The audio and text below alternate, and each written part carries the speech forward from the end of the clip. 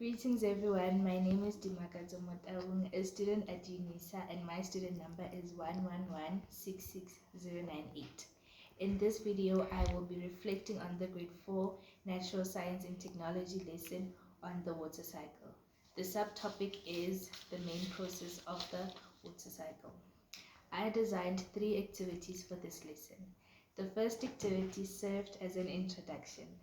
In this activity, I played learners a 3-minute video from YouTube about the main processes of the water cycle.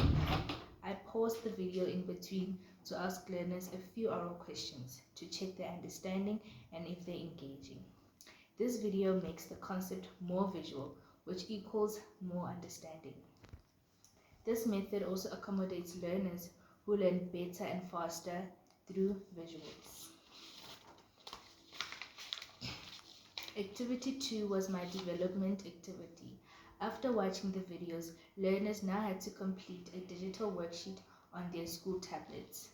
This is where learners now had to apply the new information too by labeling the water cycle.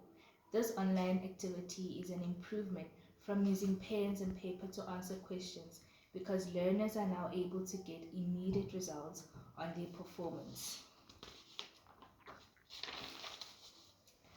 While learners were busy working on their activity, I as the teacher walked through the rows to assist learners who lack digital skills and to also, of course, answer arising questions from learners. This activity proved itself beneficial as now learners are able to understand that water moves in a continuous cycle from the sea and back to land. My lesson objectives were achieved. And finally, to conclude my lesson, I designed a multiple choice activity, also online for learners. This was their homework. Learners had to complete this via Word doc. But before the period ended, I again made sure to address any questions learners had to clear confusions. As a CIC student, I believe that learners should be introduced to more ICT integrated activities to teach them independence and to prepare them for a world that is becoming increasingly technology driven. Overall, in this lesson, majority of my lesson objectives were met, or rather achieved.